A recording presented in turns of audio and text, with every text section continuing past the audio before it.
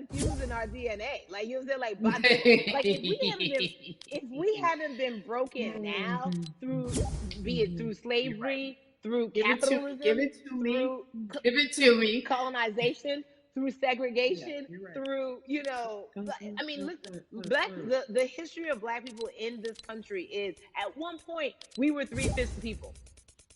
Mm-hmm. That's it. At one, That was a written law. And look at us now. We are whole. We are Black Girl Magic. We are Black Boy Joy. We are, you know what I'm saying? mm-hmm. What I think about in terms of giving us hope, right? We're making a lot of people nervous right now, Carrie.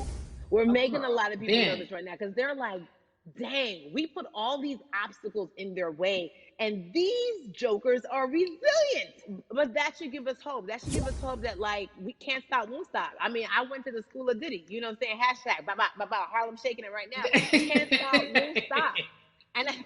And I think that's our motto. We can't stop voting and we won't stop voting. We can't stop marching and we won't stop marching. We can't stop thriving and we won't stop thriving. to that end, because you led me directly there, I've been asking everyone who's appeared on this platform, what does activism look like? And I feel like back in the day, we had an idea. Yes, it is marching.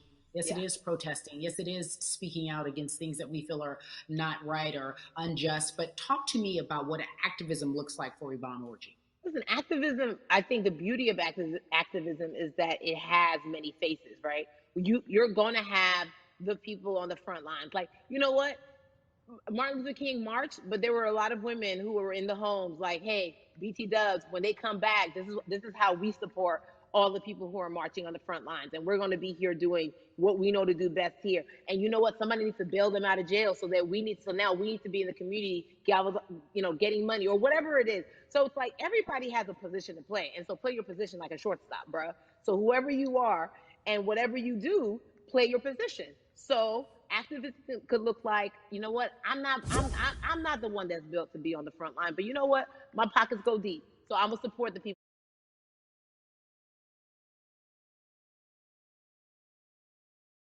For entertainers or celebrities that have the platform to do something? Why aren't you speaking out? I'm not a believer in thinking that it's mandatory. Like you said, everyone can be an activist and be activated in different ways. But talk to me about the connection.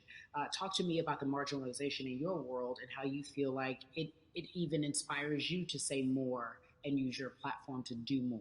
Beneath the surface of what we do, like Niecy Nash says, it's the who, right? The who is the person who's going to be like, hey, let me call this out. Either blind racism in terms of overt racism, in terms of ways that we can be better, in terms of ways that we can actually be more uplifting to the community that you may not even realize that you're serving. Before I let you go, talk to me about the urgency, in your opinion, for people to vote, our people to get out and vote this coming election. Yeah, I mean, guys, guys, guys, if you think you're tired now, I'm telling you right now, we cannot take this sitting down. We can't take this jokingly. I understand that it may be hard to figure out who to vote for, but at the end of the day, we got to vote for our families. We got to vote for our legacies. We got to vote for continued progress. We have to vote for upward mobility. We have to vote for equality in a way that is long lasting. And if we succeeded before, we can do it again. You talk about the whole. This is the time. This is not the time to give up. This is not the time to pretend a way that we haven't made progress. We have. There's still much more to be done. And you know what? We might have to get to a point where we pass the baton to our children and our children's children, but we still have work to do now for that generation. Yvonne Orji, you are everything. You are Molly, but you are not Molly. But I love you so much as Molly on HBO's Insecure. You are an amazing podcaster, Jesus and Jola. Shout out to Lovey. And then we also have movies. Like you, The World, you're a model, a cover model. Also, wait, don't let me forget your hugely successful stand-up comedy special on HBO. Girl, you're doing it all. And I am so grateful. You're truly the dream, not just the American dream. You're the black girl, brown girl, do it all dream, the immigrant dream, everything. You're a beautiful, beautiful soul. I really, really mean that from the bottom of my you. heart. Yvonne Orji, ladies and gentlemen, nothing but the best and excellence personified. Thank you so much, my friend. I love you so much, Mama. Mwah.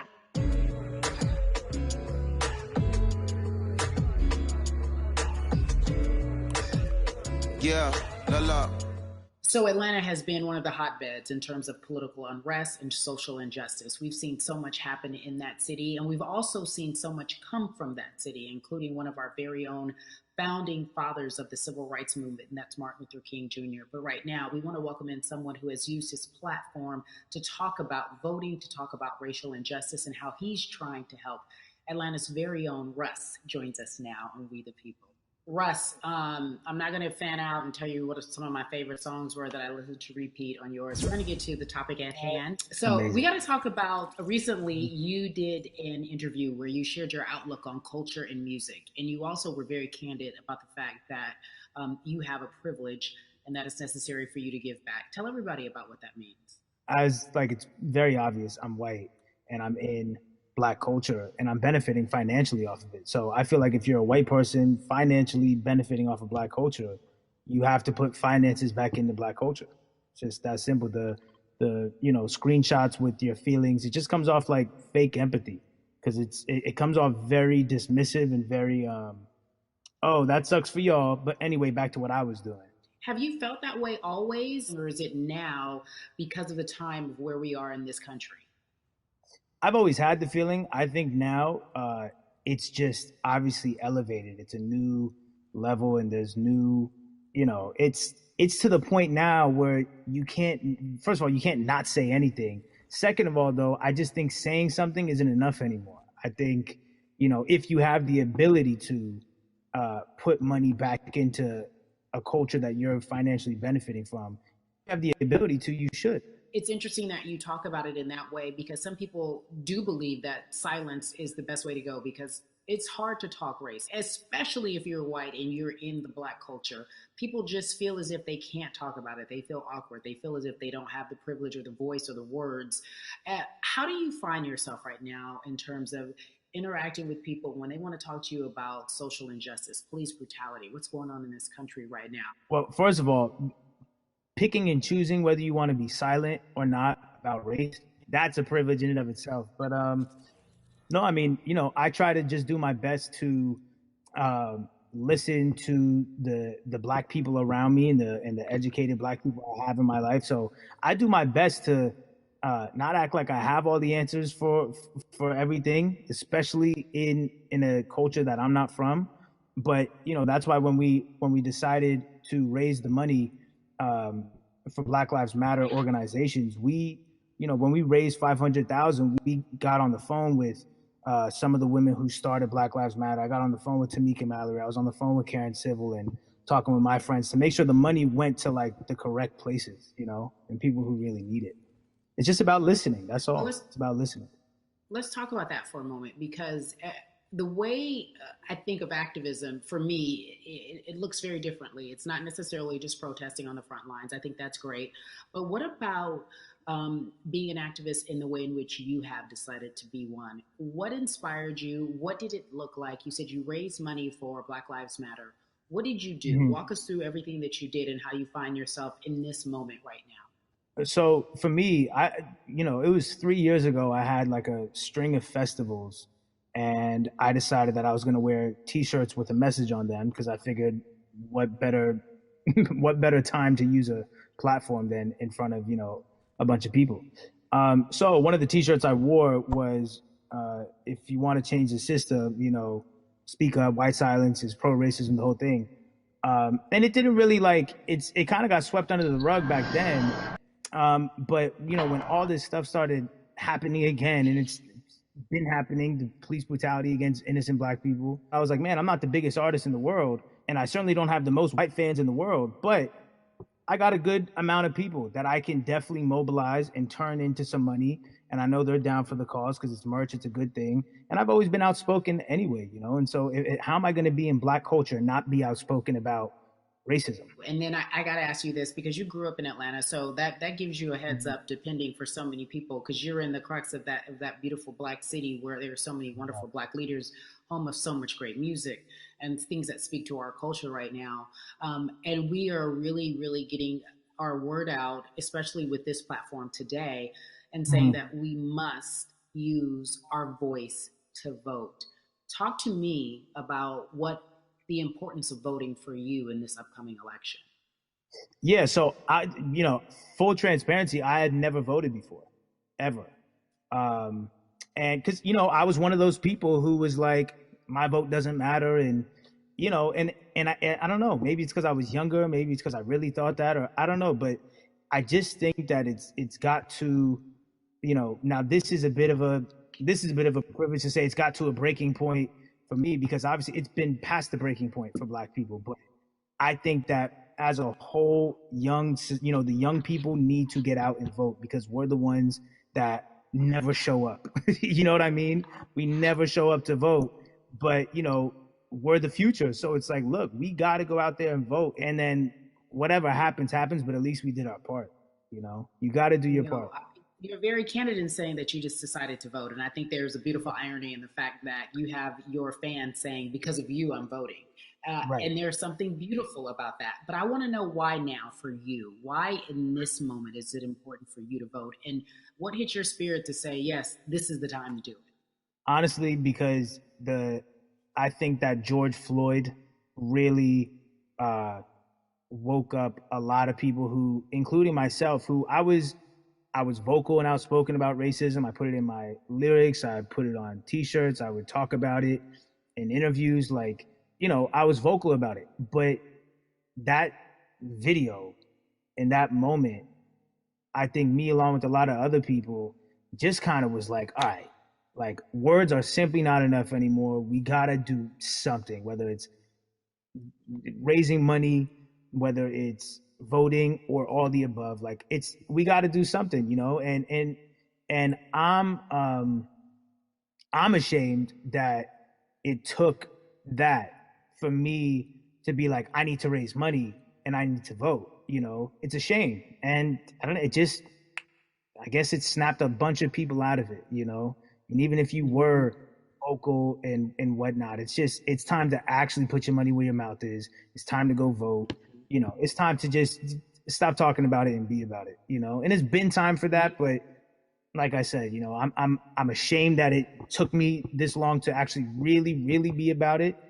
But I'm here now. So Russ, we all know that this is going to be your first time voting. Tell me what that experience is going to be like for you in terms of what you're excited about. I think, what it's going to do for me? It's going to let me know that I'm contributing to something bigger than myself, and I'm actually putting my money where my mouth is, and I'm being about it. Because, for so long, and I know I'm not alone with this, but, standing on the outside and just screaming about this and that, and this should change, and it's like, all right, but did you vote?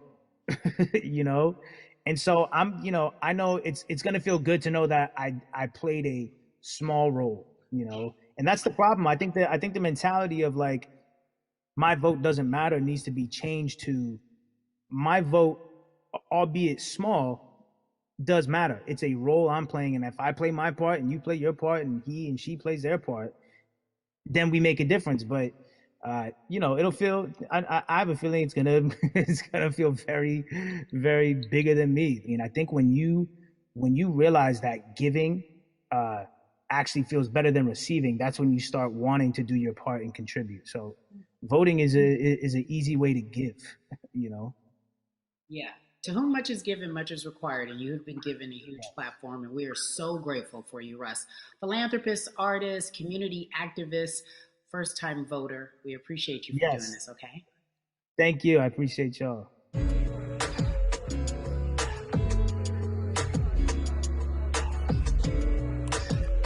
Yeah, la.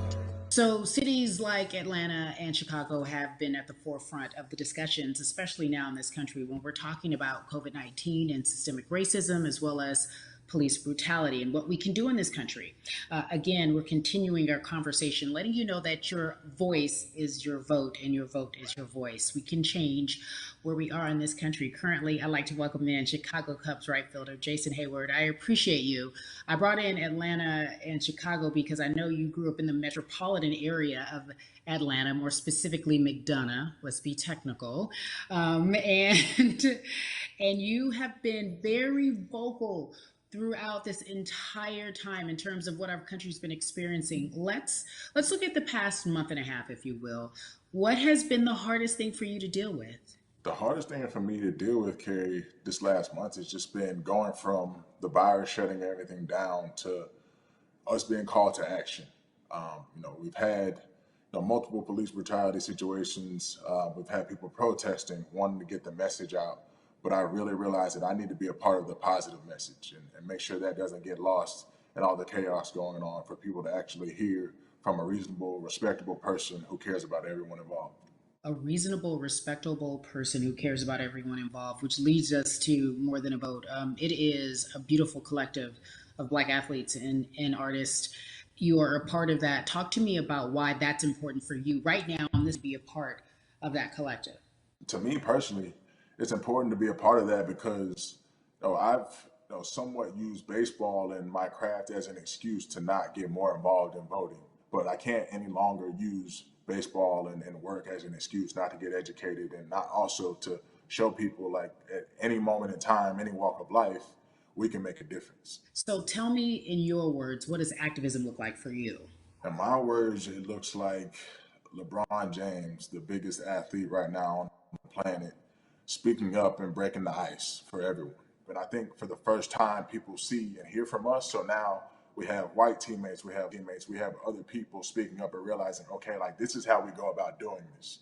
And to me right now, social media, athletes speaking up, entertainers speaking up, like we're trying to do with More Than a Vote. You said something I thought was so key, because covering sports for so long, I know that it's tough for Black players specifically in Major League Baseball to talk about how they feel.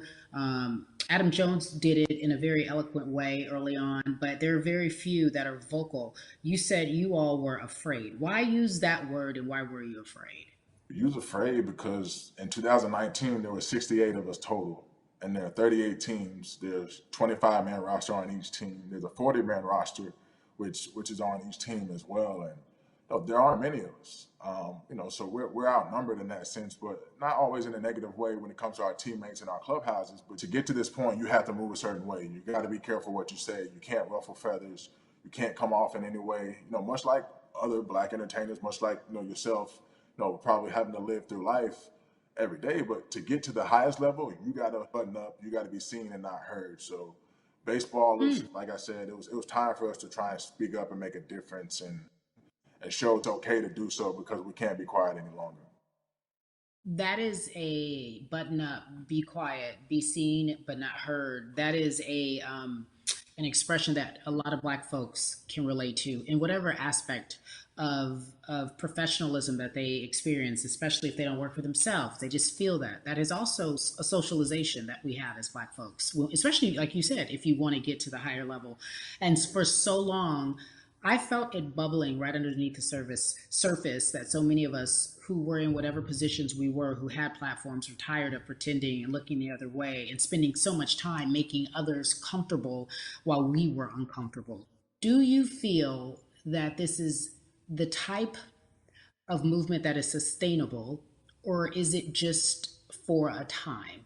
No, it takes everyone joining in on the conversation. And right now, I feel like more than ever, there is little things as possible to distract from bigger issues. And we saw on draft day, we saw our president, Theo Epstein, holding up the sign saying Black Lives Matter and wanting to include the rest of MLB in that. But now we're having those conversations as well. So I definitely think this is sustainable. And it's not always just going to be the popular thing to do. This is something that people want to get right because they know we care. Jason, you said you think it's sustainable, that what you're seeing, especially with your colleagues in baseball, that this can be something where you're feeling more comfortable, feeling more safe to share how you feel about social injustice and police brutality. What are you doing right now in this moment with your platform to help change how we look at voting and how to educate the culture and the community about voting? Well, first, what I'm doing, Carrie, is joining up with More Than a Vote and joining up with other athletes and entertainers to get that message out and use our platform in that sense as a group. And try to create a brand with this to make it something that's not just about the election coming, make sure that it's about people getting educated for years to come and figure out where to vote and how to vote. We've got people in different areas that cover different demographics and influence different areas of people. And as a baseball player, as a Black baseball player, I feel like now, like we talked about, is finally the time to show people that you can use your voice in this profession. You don't have to be afraid. And to me, that can help someone, help a kid growing up. He can see me, he can see other guys that were in the video we posted saying, hey, this is what they're standing for. They're speaking up for these things, and it's okay to want to play baseball. It's not lame. It's not something I have to be as afraid of as I was before. So I feel like that's my role in this.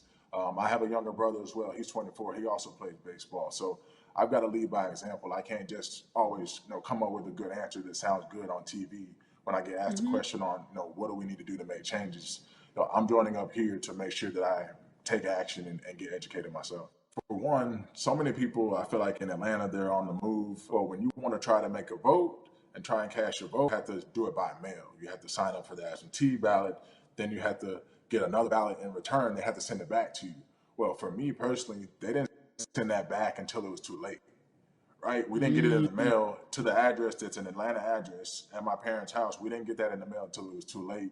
And then from other friends and family that are still in Georgia right now, I just hear about them being held in lines too long and trying to get off work. And we know how it is for any family, but let alone a Black family in a city or in the suburbs trying to take care of their family and trying to provide for them. You try to get off work, and then you're like, wait a minute, you start looking at the clock. It's like, oh, this is not going to happen today, right? And so I saw, Mayor Keisha Bottoms, reach out via social media to people and say, hey, I'm going to address these issues right now. I need y'all to stay in line to cast your votes. Keep hanging in there. So to me in Georgia, that's what that looks like. Well, it's interesting that you even bring that up because there have been all these images specifically from Georgia, because that's such a battleground, where you see people, especially when it came to the primaries, doing whatever it takes. And this is real life voter suppression that you're talking about. It's been happening for decades. It's not fake. What you're saying, these examples of sending you your ballot too late after the fact or shutting down the polls at 6 o'clock while people still are in line, that's a real life issue. There needs to be some type of change. And I think that what we're doing right now is fair. But the idea of voter suppression, do you think that is well known, especially with folks, within the generation, your generation? I think it's known in our communities, right? I don't think it's spoke on enough. I don't think there's been enough light drawn to it. Bring it to light. Let people hear about it. Let people learn about what that looks like. And get more people to say, okay, look, like this is going to happen. We have to expect this, and we can no longer make the excuse. We can't say they didn't warn us. Jason, everybody knows, or it feels as if everyone knows that the time is now. America's paying attention to us. We have their eyes. We have their ears. If you look toward the future, what are you most excited about in terms of seeing a change? I'm excited about how fast the word is traveling.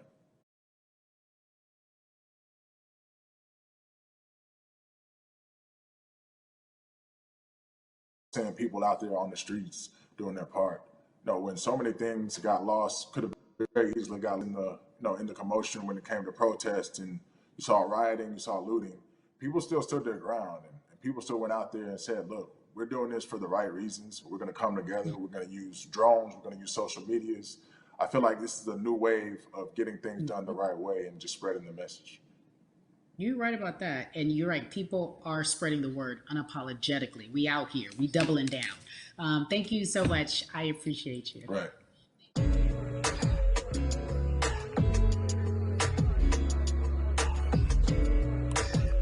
Yeah, la la. Hey, everybody. I am so excited to welcome a friend, a brother, family member, if you will, former colleague, NBA great, sports analyst, philanthropist. He does it all, and he's here to give us his time and his platform to talk about something that is so important, and that is voting. Everybody, welcome Jalen Rose. how important it is for the people who know you and love you and look up to you. Why is it so important that you use your platform to talk about voting? Initially, we have to get past the stigma of the mental systemic racism that comes with the presidential race, governors, mayors, senators, judges. We've been conditioned to believe that our vote does not matter. So usually when we looked up at all of those races and people that were running, not only did they not look like us, we didn't believe they were there to represent our best interest. So therefore, as a collective, we didn't mobilize until Barack Obama, and we felt a sense of hope that finally our country is going to do something that we felt would never happen in our lifetime. And I remember being at the inauguration in 2008. I made sure I was there. And we voted. In 2016, we didn't vote, Carrie. We didn't vote. And so many people try to make this political. This is not political. Me telling somebody to vote is like telling somebody to pay taxes. So that's one, getting over the stigma of nobody is going to represent our best interest. And then number two, the reality is that the person that gets the most votes doesn't necessarily win the presidency. That's uncomfortable right there, because that's actually what took place in 2016. The Electoral College chose the president. And if you put all of their pictures up, I'm pretty sure they look a lot more like each other than they look like you and I. How about that? And then the third thing, especially in urban environments, oh man, they create barriers for us, Carrie. It's like you got to jump over the fence, you got to run past the dog, you got to jump on the hood of the car. The lines is 5 hours long. You get up to the poll and they don't work. Elderly people working in the city, while they got the young people who understand technology working in the suburbs. Like, these are all systematic things that try to discourage us from voting. And then finally, we don't have a day off to vote. We need to work. So we don't get a day off. It's going to be a full day, and I got to work to pay my bills. So you know what I'm going to do? I'm going to mail in vote. And you know what you want people to realize? That counts too. So your vote will be counted if you're able to mail it in. So those are a few things that I hope that we can do and mobilize. And shout to LeBron and his team. Shout to you and everybody involved. We will make a difference. Well, let's talk about more than a vote. There is a Black collective of athletes, of artists coming together and saying voter suppression is a real deal, especially in the Black community. When you just talked about, I got to work, so I can't go vote. And then when we do get in the booth, just in case we don't have to work, do we know who we're voting for? Not only do we have to vote, we got to be educated. And it's not always even about the man who's in office or the woman who's in office for president. It's about your local elections. It's about the people who are your DAs, your state DAs, like the people who actually make change in your community, who will change police brutality, who will make sure that your community is taken care of, who will defund police and hope that they can help you in stopping police brutality. So talk to me about why you decided to be a part of More Than a Vote and what it actually means. Well, it means a lot to be involved with such an impressive collective, as you mentioned.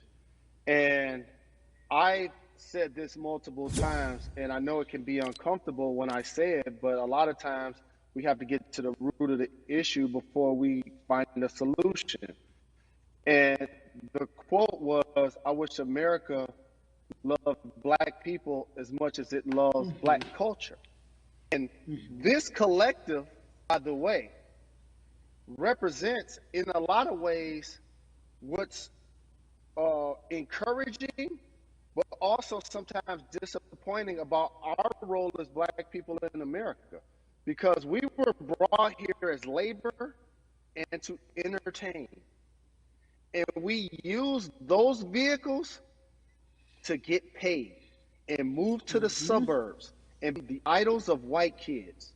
And so now that we have this collective, I would say sports and entertainment represent the most powerful group of Black men in the United States.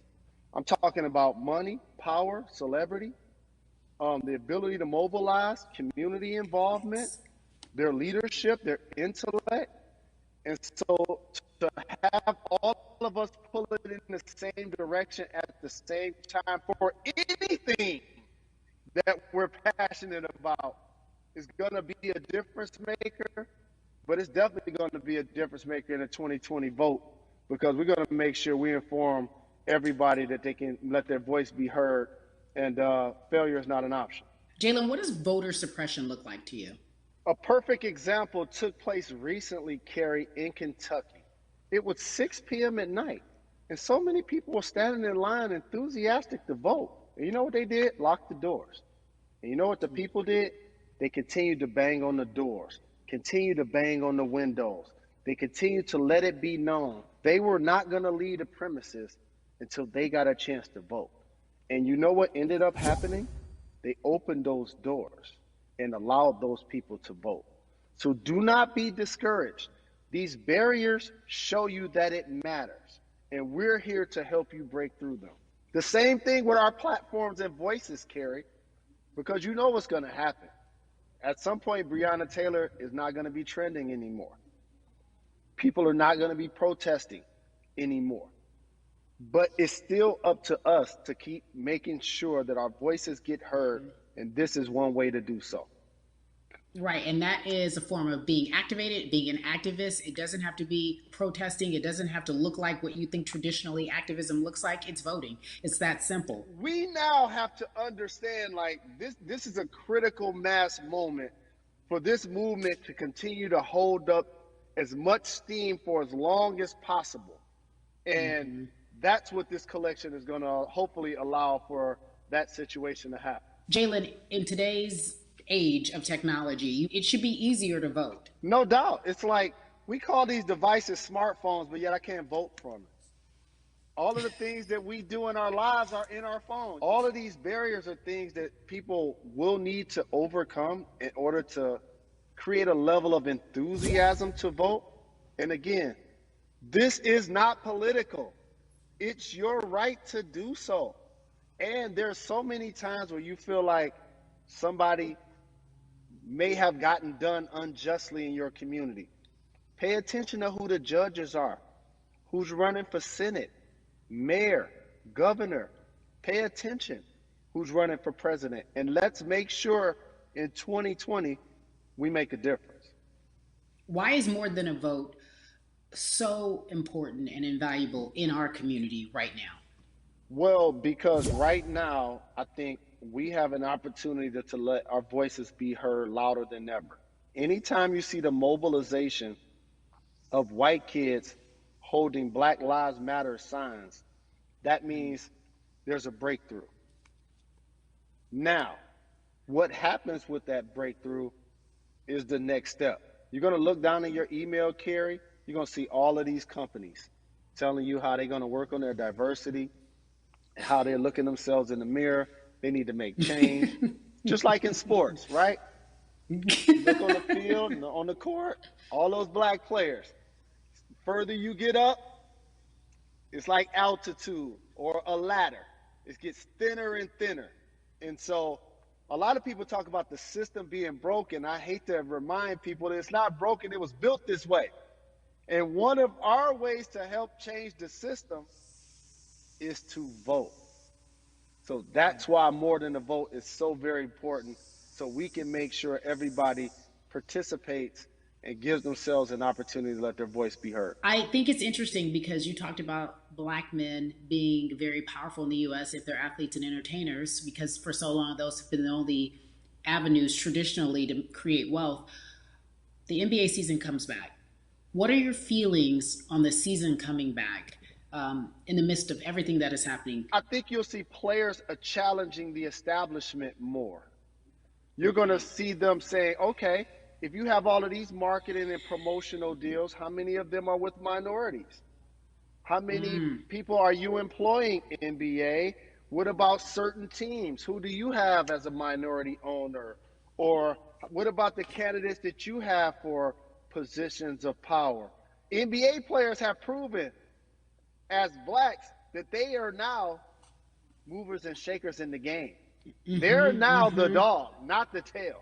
So if they decide not to play, Some of the biggest social changes and conversations have taken place in sports that weren't during the game. Colin Kaepernick was before the game. The Ali Summit was a press conference. So they could mobilize if they chose to. But when and if you do play, challenge the league. Black Lives Matter on the jerseys. Continue to make sure that every time people are watching the game, they're also seeing the movement happen. Jalen, I appreciate you because you are always entertaining and informative at once.